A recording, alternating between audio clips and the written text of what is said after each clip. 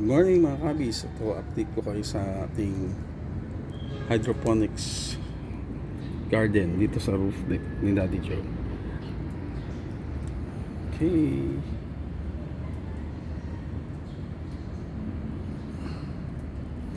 So, ang word for today ni Daddy Joe is put God first in everything that we do. Ano ibig sabihin yun? So, ibig sabihin, lahat ito, di ba? Nature, lahat na nakikita dyan, mga halaman na yan, yung pechay, yung tomatoes, yung lettuce, lahat yan is God made, di ba? For us.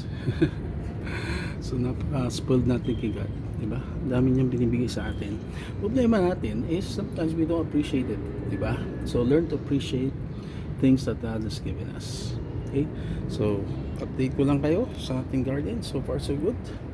Yan, malaki na ang lahat ng ating tinatanim. And huwag kalimutan subscribe, share, and like to Pandemic Abis TV para laging updated sa mga happenings ni Daddy Joe. And again, enjoy life, start a hobby, be a hobby. Okay, update ko tayo sa dito sa hydroponics garden ni Daddy Joe. Okay, God bless, and put God first in everything that we do. Bye bye.